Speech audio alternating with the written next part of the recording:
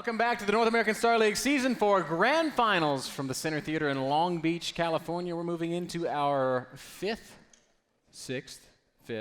Help me add. We are in Game 5 of semifinal number 1, where right now we are one game away from potentially seeing the first finalist. Hero leads the series 3-1, just needs to get that juicy win number 4 to advance. That's right. Whirlwind will be the map, Sean, and I'm very eager to hear your thoughts on Whirlwind in this matchup. This is a very weird map for all the matchups. There's a ton of expansions. There's a ton of different attack angles. It's great wide open spaces. Polt's mid game generally works perfectly on a map like Whirlwind, but there's more freaking places to build pylons than I know what to do with. And I mean, Hero's ability to counterattack is going to be insurmountable. It's really tough to hold bases. We haven't seen a Protoss play on Whirlwind yet today, I don't think, but we did see some Zerg versus Terran here, and we saw Violet making great use of the openness of the map, all the attack paths, and how he can really swing around and force fights to go in certain places. And I think that's something that we might see Hero trying to do as well, because as you've already pointed out, he loves putting pylons everywhere, and this is a map with lots of places to put those pylons. Down in the bottom right-hand corner, keeping the hopes of Protoss alive in this tournament from Team Liquid, it is Hero.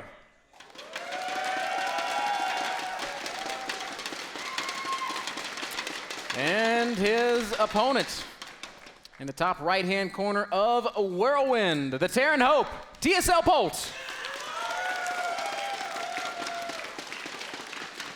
Command center number 54, Sean. I really want to know why they put a 54 on all the command centers.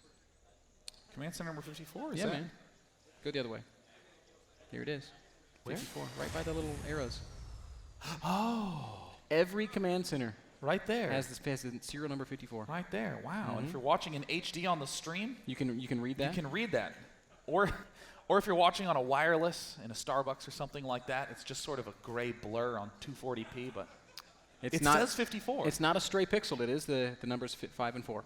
And again, I mean, going really boldly for this early expand. Now, on this map, I do like this quite a bit. It's a 4-player map, but of course, Hero with Spider Sense tracks down his opponent instantly. But what I'm worried about from a Terran point of view is that these bases have a lot of entrances to them that are wide. It's difficult to supply depot wall off. Counterattack pylons can easily go up on the top, up in the other main ridges over here. Even at the far left side of the map, it's way out of the way for a Terran player to deal with that. It's also a very long distance to push, and anytime you have to go all the way across, even in these positions which are relatively close, I guess, in relations to the map itself, it's a long way to go, and that gives so much strength to warp in. Of course, Protoss doesn't have to suffer the difficulties of long reinforced distances whereas Terran does. Yeah. Well, it also means that the Warp Prism is going to be an even more important or it's going to play an even more important role on this map. I mean, in Hero's shoes, it's a difficult question. Do you expand towards the opponent or away? If you start expanding here and then you cut up to this location, seems very weird, but it allows for a nice angle of entry into the Terran player. Generally, we'll see players not even go for this right expansion. Heroes more often than not taking this bottom expansion, trying to rely on this high ground ridge and this high ground ridge in order to control these bases. But kind of an interesting early zealot out of Hero, given that he's not done this in any of his previous games. Yeah, maybe he wants to walk across the map and get another scout with it, something that can be a little bit hard at this phase of the game. Other than that, Hero's opening's looking pretty similar, with the relatively fast Nexus and the emphasis on chrono boosting workers. Steps right on in. It'll be a probe versus SCV battle. I have my money on the probe. He does have a taser. And give me my money, Ben. I was betting with you, by the way. I say we call it a draw. Seems fair enough. Third barracks going down. I mean, Polt is just really confident in this opening. Yeah, I mean, he keeps going back to it. In spite of the fact that Hero's kind of managed to come out ahead in most of the games that we've seen. And I wonder, I really wonder what Polt is thinking if he's just not going to change. He's like, well, I tried this and it didn't work, and I'm going to try it again and it didn't work. And then Cloud Kingdom, I got a little bit lucky. And then we go back to Daybreak and once more it doesn't really work. I kind of wonder if it's to his detriment. Well, I mean, he's really showing why it's so strong, why he's able to get away with so much. Again, the bunker is one of the critical pieces to an early opening, but before bunker, he's going command center, third barracks, and double gas. Very, very brave, but very smart given what he's scouting out. And now he's going to be checking all the way down here because this third base is going to be the critical deciding factor for whether we're going to have to see Polt push, whether he's going to stay defensive. I'm actually thinking that he's not going to go for fast double barracks this time. He just loves attacking so much. Why not just devote everything to that? It's a big risk to make there, Sean, as this is the end of the road for Polt. If he loses after 9 weeks of play, this could potentially be his last map in the North American Star League, at least on his quest for the championship. Of course, the loser of this match will go on to play in the third place match tomorrow, so it doesn't mean it's the last we'll see of him, but it does mean no $30,000 first place prize. It's always a little bittersweet winning the third place match, but Polt still, you just can't think about that at this point. And that's one thing that I was so worried about when Polt ended up losing to that 4-gate on Entombed Valley. You just go into what-if mode. Nice scan, catches the Observer before I think the Observer spotted that Polt has once more opted for that double eBay. This is a much nicer position to do some drop aggression on because, again, it's so wide out and spread open. It's very difficult to force field and cut off, and even in this area that has this little valley, this little crevice in the middle. But the third base, if you can start applying pressure, even from this easily retreatable left angle, drops up at this north side. You can pick off this pylon and then later on pull down and swing into the main. Polt no doubt going to be making use of that very vulnerable right side, taking this third base. And likewise, from Hero's point of view, what Hero needs to do is just stay defensive and continue building pylons up along the top ridge and just get a lot of observers, de-emphasize robo units because you just have so many angles you need to worry about. It's all about vision range.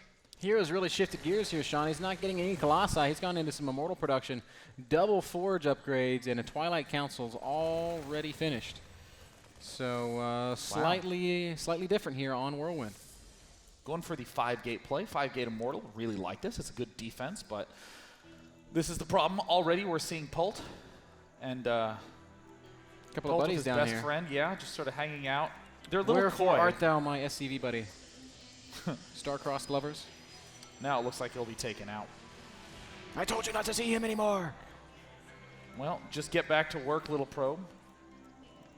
I like this. Hero just continuing to build pylons up along this top side. And this Marine, I mean, actually a supply depot really should go down right here. Something static, not part of his army, that can just continually spot this sort of counterplay.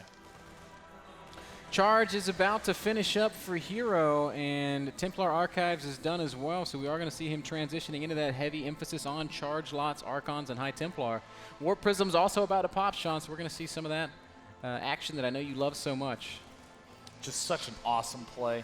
From Polt's point of view, though, the way that your Marine Marauder army functions when you've gone for this ridiculously early double upgrades, it's completely opposite the way your typical 10-minute timing push goes. Normally, you're trying to attack, you're pushing the Protoss player back, you're on the verge of winning with that push, and it's all up to the Protoss defense. But in this circumstance, this is a very defensive army. Everything Polt's going to be doing is just trying to buy more and more and more and more time. Right now, we still see, what is it, just 5 barracks up? These barracks are the real critical piece to the aggression puzzle. So that is when Polt can actually begin being aggressive. He's also delayed his army for a really long time. His upgrades basically stalling out for 3 or 4 minutes here. Protoss is already going to be finishing up 2-2 as Terran starts 2-2. So it's going to mean that Hero has a huge window of advantage in terms of those upgrades. Polt is out on the map with a lot of units right now, enjoying a pretty big supply lead, 76 army supply to just 50. Oh my god, Hero actually has no idea that this push is coming. Oh, what happened to Hero's vision control? Too many observers have been sniped by Polt. He's just going to get an easy pick-off at this 4th base. This Nexus will fall, but what about this army? Can it actually get out of here? He does have medevacs. He is going to load up. Will the feedbacks go down? It's not even going to matter. Those medevacs don't have to worry. Polt picks off the Nexus and gets out of there. 400 mineral donation.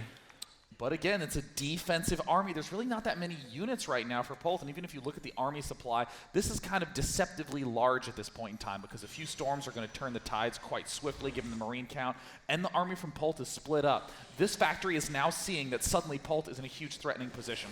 That's right. Hero's pushing forward with 130 supply. His army is pretty scary. Upgrades are great. 6 High Templar out and a lot of charge lots. What is Polt going to do? Looks like he's just going to unload these medevacs and maybe try to cancel this third base again. I mean, Polt really just has to use this as a distractionary force. We're seeing Hero already have these High Templar up. Do they have enough energy for Storm? Not quite yet. Now they have enough for Storm. This is going to go very poorly for Polt. Storm's going down at the same time, though. The army of Hero being caught out in the middle of the map. He already lost a couple of Stalkers, so that's going to be a little bit costly. The expansion, though, looks like it's going to be saved. And it's hard for me to say who really comes out on top there. I think maybe Hero if he's going to get his Nexus up. Well, it looks like we are seeing Polt have a nice defense here. Excellent little defensive setup, but starting to be action on all angles of the map. Medevac's going to rejoin that other army. 3 storms in full up in these Templar. 4th storm at that natural expansion. And a huge warp in up in the top half of the map, so the Zealot aggression is coming. Not sure if there's enough Zealots. Oh, he's going to actually try to flank this army. Continual excellent kiting by Polt, who has the supply lead, but it's all mid-tier units, and he's up against Immortals, Templar, a lot of the high-tech Protoss units. Oh, an amazing storm on those medevacs. Yeah, medevacs taking a huge amount of damage, and there's a nice storm on the bio, and the Archon's going to be morphed. Will that Archon actually live? I guess not, as it does get shut down, but these Marauders are all in big trouble. Hot pickup there as these medevacs pick up a few of them. Interesting exchange there. Sentries. Whoop. 1 medevac goes down. Things are starting to calm down a little bit after this really tense series of battles, but Polt doesn't want that. He wants to continue to batter down the front door because right now he is at 2-2, and it's still a little ways before the Protoss player gets 2-2. Generally, the Protoss player will be just a smidge ahead of the Terran. Excellent pick off there as well. I mean, Polt's really starting to regain his composure here. He's starting to do his classic expand. He's even getting up a 5th command center. He hasn't even begun Vikings or Ghost. Does he even have a Ghost Academy? No. Polt's really playing this well, Sean. He's up to 105 army supply against just 60. As you said, his 3-3's on the way. 3-3 for Protoss, about 3/4 of the way done. Robotics Bay's also gone down, so we're going to start seeing Hero transition over into Colossi. It's a very powerful tech switch late game, but he's kind of behind. He's kind of on the back foot, and Polt's just continuing to expand so aggressively.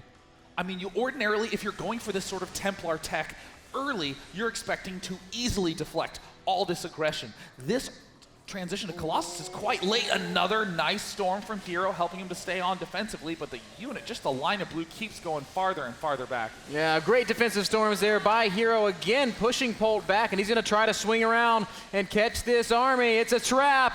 Here comes Hero. No. Swinging down from every angle. Polt needs to get out of there. I don't know who's surrounding who in this circumstance. Zealots sweeping in. Are there any feedbacks? He does manage to get one, but Polt will just swing into the natural expansion instantly where more storms await him.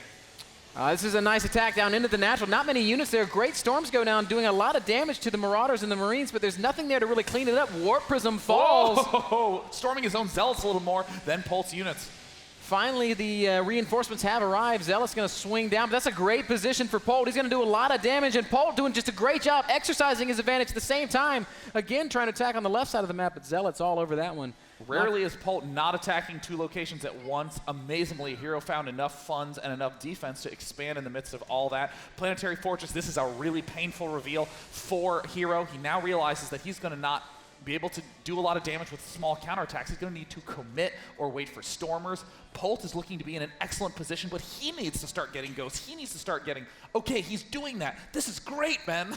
Polt's making all the right transitions. Sean, Colossi are already out. Polt's going to need to start making Vikings as well, because I think Hero's going to really commit to this Colossus deck at this point in the game.